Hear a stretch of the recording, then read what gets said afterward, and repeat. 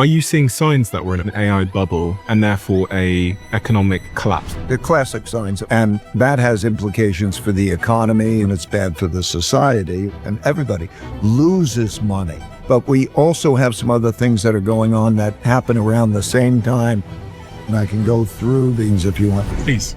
So what I'm saying is clear because I'm a global macro investor. And you were one of the few managers to foresee the great financial crisis. Yes, and so right now we're very excited about AI, and we should be very excited because it's going to be revolutionary changes, but it's creeping into almost everything. The way I look at it is I look at the human body, and I see like it's replacing the body and so on. And then it replaces some aspects of the mind, levels of thinking and reasoning. But at the same time, we have another problem that's existing, geopolitics. I mean, China is a larger trading partner with most countries than the United States is. And that's a changing of the world order. That is one of the ingredients, right? And then also you've got large wealth gaps. The government don't have enough money. And so when you have the downturn, then you have people at each other's throats. So a lot of people, they're thinking about how to sort of secure their future. How do they all prepare? Let me say that history has shown that it's not the most intelligent people that are the most successful. But the key thing to keep in mind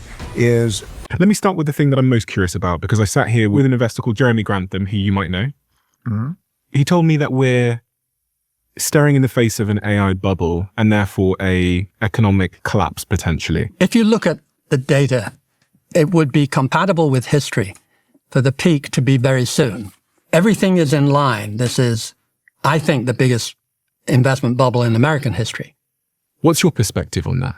He's right. I don't want to jump to conclusions as much as I want to explain reasonings that lead up to conclusions. I'm at a stage in my life that I want to help people understand cause-effect relationships. What they call a bubble is when the price goes up a lot and companies do very well, and then it collapses. And that has implications for the economy, that has implications for the markets, like 1929 bubble, okay, or the 2000 bubble, okay, which was the dot-com bubble. Does it impact real people as well? Because you said the economy... It did 1929 bubble bursting impact real people? Yes, the Great Depression followed. Because what happens is there's a new technology that comes along that's revolutionary. The dot-com bubble, which was 2000, all the stuff that we have that's wonderful new technology, people get into that technology. They say, that's miraculous. I can bet on that. I'm sure it's going to be successful. And then they bet on it. And sometimes they borrow money to bet on it, and they lose sight that the price of it matters. So it goes up, and it's everybody's thing, you know? It's like right now we're very excited about AI, and we should be very excited because it's going to be revolutionary changes. And then at the same time, so I want to buy some of that. And everybody wants to invest in some of that. And what they do is they don't pay attention to the price, and there's a certain mechanics. People will borrow money. Wealth is not the same as money. So you see a lot of people getting wealthy, but you can't spend the wealth.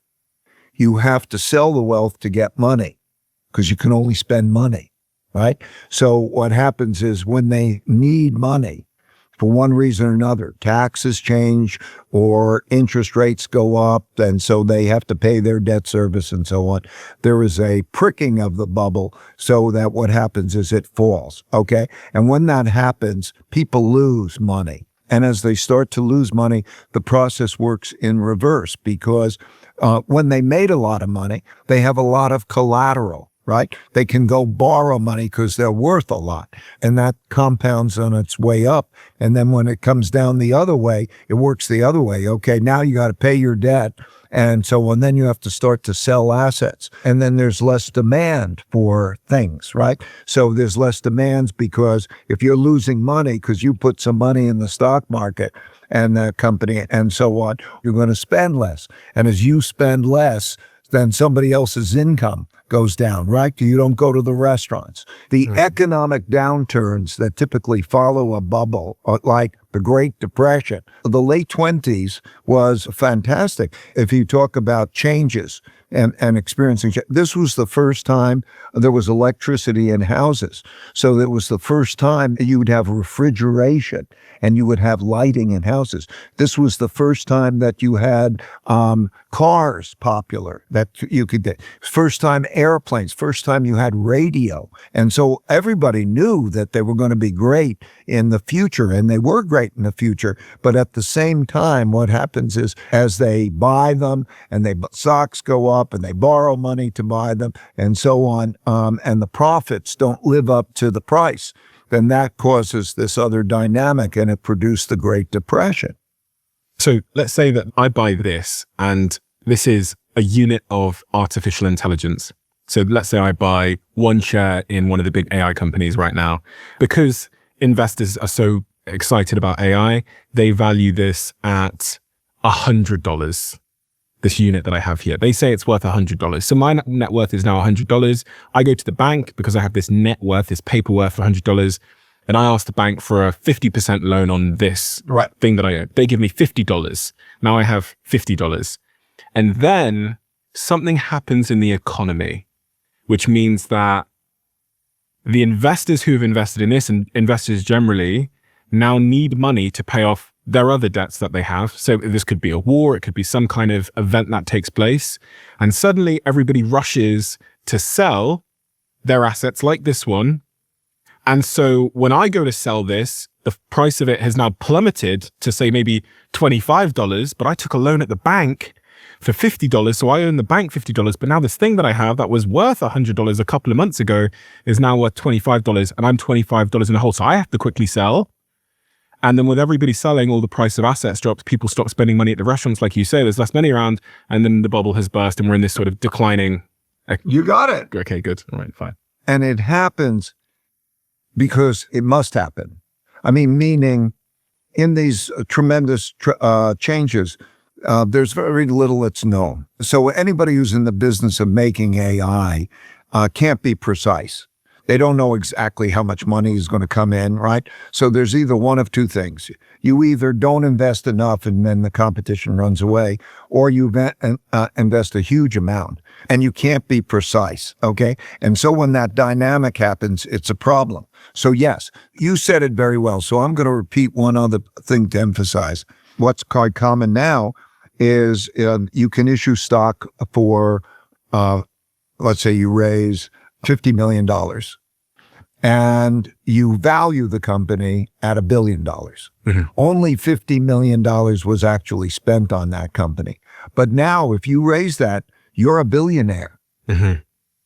Okay? Because the accounting value of that, what do you own? You own stock that is valued at $1 billion. Nobody paid $1 billion or whatever it is, right? And now you own that stock. But that stock you can't spend because you can't spend wealth. Mm-hmm. In order to spend it, you have to sell some of that stock to get money. Yeah. Right? And quite often there's an interest rate rise because let's say there's a fever and there's an inflation, then the central bank wants to try to put the brakes on that a bit. Okay, what does that mean? It means people who have debt, in a sense, have to come up with more money. Because when you hold the debt, you have to come up with money to pay the debt. So and that dynamic works. Between us, we've said it clearly. Yeah. I think we understand the dynamic. So they have to exist. Now, we have another problem that's existing, okay? So we're talking about the bubble, okay? But we also have some other things that are going on that happen around the same time. A big gap between the rich and the poor, and which also means the left and the right, the politics of it, right? Just as we have now. When you have the downturn, then you have people at each other's throats. So if we take politics, what you see is that they don't have enough money. The governments don't have enough money. We have big budget deficits, okay? Where do you get the money? from in order to pay those bills. The UK has had, I think, 6 out of the last 7 years, there's been a new prime minister. And because there's not enough money for the government, and so what you start to see is people come in with their claims, but there's this, how do we get the money? And then people run who have money. They say, I don't want to be in this tax zone. That's going to be, and then they leave. And so there's a domestic political problem that is not people compromising the same way they used to compromise. Right. So now you have the politics, which compounds this. And then you have a world. This is what I call the big cycle. You have a world in which also the geopolitics changes. By geopolitics, I mean country to country. Okay. There's a system under normal circumstances. When there's a more dominant power, they impose their order, and that becomes more peaceful. But when you have arguments of how things should go, those arguments start to turn into conflicts, right? And so those things tend to happen together. That's why I refer to that as the big cycle, that dynamic. Now, that is the confluence of the money, the internal conflict politically, and the external conflict, which is what we're going through. And the problem is, I think, that people don't know the cycle. So every day we go to our sources of information and you see this latest news, but they don't connect the dots in understanding that cycle. Closing off on this point of the bubbles, what is it that makes bubbles pop? So if we are in an AI bubble at the moment and it is going to pop at some point, what is they call it a black swan event? There are a few of them. There are bubbles and then the things that prick the bubbles, okay? The things that prick the bubbles, typically in the beginning, something that means that I have to sell some wealth to get money. And that's usually a rise in interest rates. It could be something like wealth taxes, something that means I'm very wealthy, but typically the tightness of money, because during that spot, there's inflation pressures and central banks decide that they want to tighten monetary policy and so on. It becomes that the amount of money that I can get by owning that debt at the higher interest rates is greater than the amount of money I could get on my equity investments. That's part of it. Also, what you see is a lot more production of stock. And what I mean by that, issuance of stock. Think of the supply and the demand. There's demand, right? And we've been talking about the demand that makes stocks go up, how we create this wealth. But there's also supply. So you can issue stock. It's very easy. There's almost nothing that's easier to produce than stock. So if I own a company, I can just print more equity. Yes. Today, you could probably go out and say, I'm going to make a company and I'm going to take it public. And you go to your audience and your crowd and you can say, I'm going to make stock. Okay. So it becomes when there's a market that wants stock, there's a production of stock. And that supply of stock together with the other that I'm mentioning, the need for getting money and so on, causes the bubble to pop. Are you seeing signs that we're in a bubble? Yeah. The classic signs that we're in and the bubble, I should emphasize, it's not you're in a bubble or you're not in a bubble. It's a degree thing. Okay. There is also that it's in weak hands. I can look at now who is in these companies, right? And is it in strong hands or weak hands? Classic strong hands is that when weak investors, not knowledgeable investors, then put a lot of money into it, particularly if that's in a leveraged way. Way with debt. With debt. Or they can buy a leveraged version of like that. Like there are ETFs now that are leveraged versions of the stock market and so on. And so they get into that. It's more like they're crap shooting. Okay. And then that's a sign of a bubble. So I've listed a few of those signs. Those are the major signs of those bubbles. And so that when it goes down, then you get the fear, then you get the need to raise cash. And that dynamic works its way out in the form of then the reverse happening. In other words, everything becomes cheap and everybody has the spending and the things you mentioned. If we are in an AI bubble and it is going to burst, I had a friend of mine contact me and he said, Stephen, I think we're in an AI bubble, and he's running an AI company. So he said to me, I'm going to raise lots of money now so that when the markets come down and investors are fearful, they don't want to invest in companies, people stop spending as much, they start thinking about their subscriptions and start canceling subscriptions, we're going to be good and we're going to be able to buy up some of our competitors who are going to be struggling. So he's just raised hundreds and hundreds of millions of dollars for his AI company. Right. And it's probably like that. Easy. Yeah, it was easy now. Right. The question here is like, what should, at different levels, so like the average Joe on the street up to entrepreneurs that are running companies, how do they all prepare for an economic bubble that might burst? He's such a good example. And what that does, and just following up through on what we were saying a minute ago, is that increases the supply of AI stock. Okay, yeah, because he sold stock. Because he's going to sell more. Yeah. Right? And so as he and others do that more, this greater supply of stock comes in. And so he wants to get ahead of it in that dynamic. And then, that contributes to the bubble. But how do they prepare? How does the average person prepare? I would also say something. The future is very unknown. And people should not be timing. Sophisticated investors have a real challenge even in timing a bubble. So the important thing always is to diversify. Now we're going to go back to money, the basics of money management. And I by the way, I personally have gone through the cycle because I didn't have any money. And then I had a lot of money. And I remember the cycle very well. What happens is as you start off, I used to count how many months I would be okay, a certain amount of money, how much I would be okay if no more money came in. If I lost my job or whatever I did, I'd mostly I worked 2 years for somebody, but in other words, if money didn't come in, and it would be months and then years and so on to build that security because I had to take care of my family and so on. And so as we're looking at these things, these are the choices that you have in order to be able to say, do I buy my house or apartment?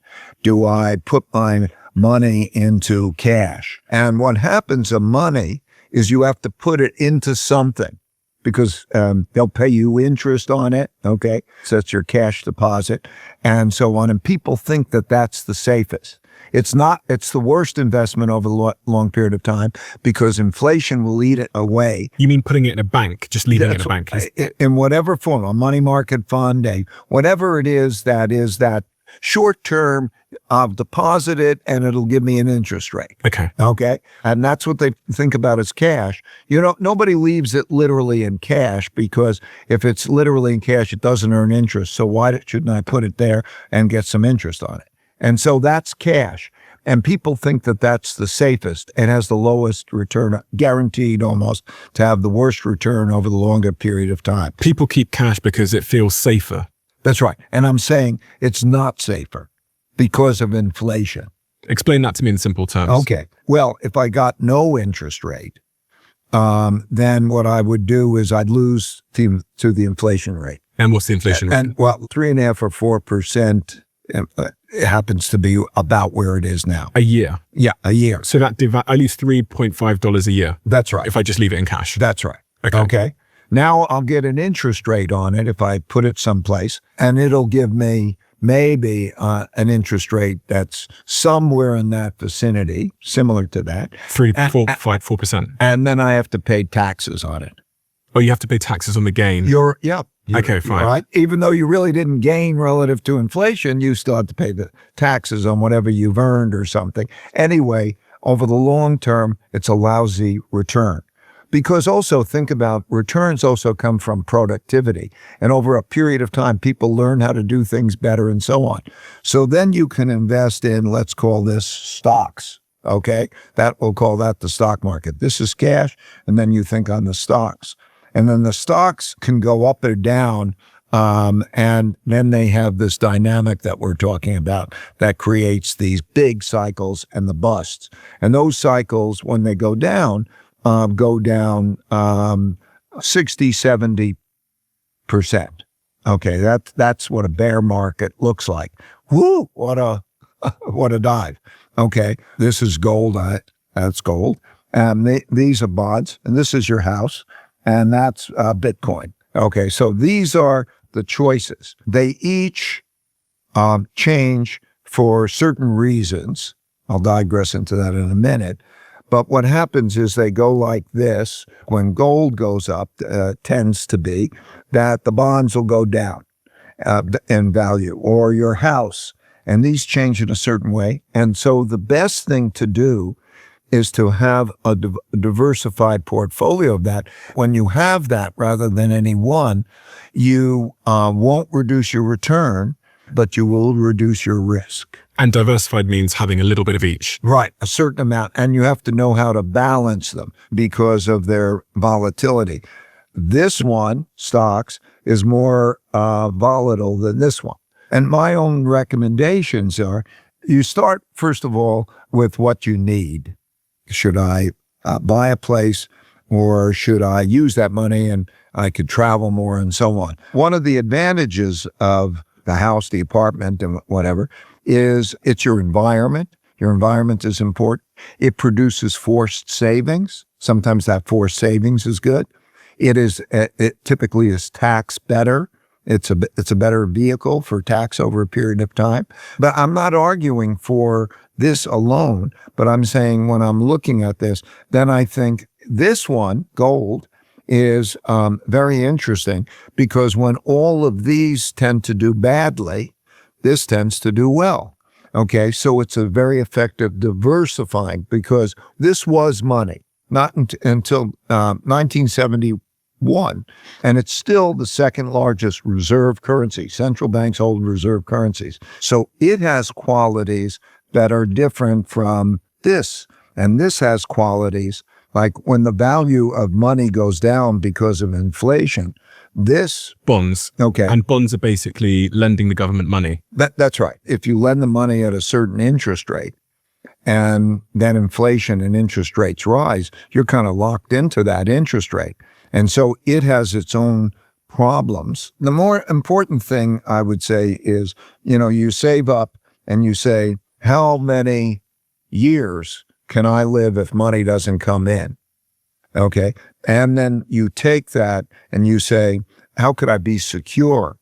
So I don't want to put it into one thing that can go down 70%. So how do I diversify that? That's my main headline. A lot of people in the comments of our last episode, they were asking this, like, how does this apply for someone who doesn't have much money, maybe doesn't have any assets? Say they're 30 years old, they have, I don't know, $100 disposable income, and they're thinking about how to sort of secure their future. What is the advice for someone in that situation? Your only asset is yourself, and I guess what you're going to get from the government.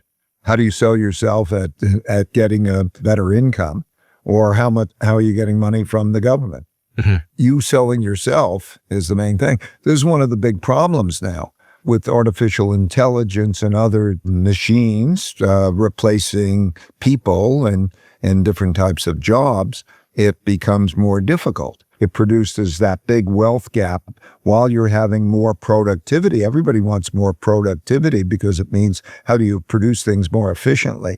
But that's contributes to the income gap, because your productivity equals your income for a large extent. And then you have the political dynamic. It's tough to get yourself out of this position that you mentioned. I'm imagining that person. Okay. It's not easy.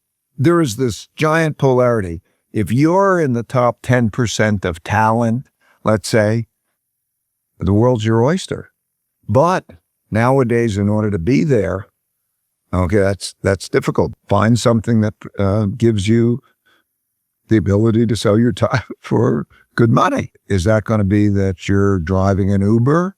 Is that going to be that you have the talent and you're going to be able to understand AI and contribute that understanding to a company that values that? Or what is your skill? You found this, okay, and you found the way, okay, but you need money, okay, and the thing that you want to do, what you're doing, and I'm lucky enough to do, is to make your work and your passion the same thing, and don't forget about the money part. Mm-hmm. Yeah, I one of the things that I think I didn't realize earlier in my career is that whatever skills you have will be valued differently in different contexts or industries, should I say. So for example, say that my skill here, and I'm not trying to flatter myself, but say my skill here It's is working. having conversations, right? Let's say that's what it is. Yeah. There's lots of places I could have conversations, and those places would value my ability to have conversations wildly differently per hour. Right? So I often think this and speak to my friends about this when they tell me their skills. I say, let's look at the different industries and how they would value the skills you currently have differently. A good example again, you could be an Uber driver or you could chauffeur Ray Dalio. Now I imagine those two things pay wildly differently, but the same skill of driving a car, broadly speaking. I agree with all that. And so I think that's one way to just, the other way is you go ask your current boss for a promotion. But again, they're going to value you in the context of their other employees, the market in that industry, etc. So you might get 10%, but you're not going to see a step change necessarily. So that's something that I always say to people. Absolutely right. And another law of something, and I think it's almost a law of everything. It's a law if you buy almost anything, is those at the top, whatever the thing you're buying, if you're buying a painting, a piece of furniture, a piece of clothing, a person's time or whatever, command premiums that are many multiples of the average. It's almost like if you could invest 10% more of your time, your effort, your skill to go up, okay, you will get twice as much for 10% better, something like that, okay? So that's part of the formula of life and a formula of employment. And so I think if you keep what you brought up and what I'm bringing up in mind, that helps you position yourself and know what to do. There should be a button just down below here. And if it says subscribed, you're already subscribed. If it says subscriber, that means you're not yet. And if you're not subscribed, please could you do us a favor and hit that button? It helps the show more than you know. And according to the algorithm, you're someone that watches our show, but you haven't yet hit that button. Thank you so much. We didn't mention this thing here, actually. So I probably should talk about it because people are talking about it a lot right now, which is Bitcoin. Or Bitcoin. What's your perspective on Bitcoin? I know the market in Bitcoin is down at the moment. I have about 1% of my portfolio in Bitcoin because there's different kinds of money. And the money that you can't print, that's one kind. This is the other kind of money that you can't print. Gold. Yeah. You cannot crack it with technology. You can hold it. You own it. There's a saying that it's the only financial asset that is not somebody else's liability. Somebody has to give you something for it. It has that. So in my category of wanting, let's say, make sure that I have some hard money, which for most people should be between 5 and 15% of their portfolio, I prefer that. I'm pointing to the gold bars here rather than the Bitcoin. Is it still, in your view, a gold-like asset? Yes, it's a type of money that can't be printed, but there are technologies that can hurt it. In other words, if there's quantum computing and it can be monitored by governments and so on, it could be taxed. And digital currencies are somewhat similar. But you don't like Bitcoin as much as gold because of privacy reasons as well. And when the governments say, I don't want it, they have the power, therefore, to do whatever they want with it. And central banks will not own any significant amount of that because of the reason I said. They want their transactions to be private and in their control. Think about how different it would be for Russia. Okay, they confiscated these kind of other assets. They didn't get these. Gold. Okay, gold. And so what you're seeing, even particularly in this time of conflict, is that there's a sense that if I'm holding this, others won't get it.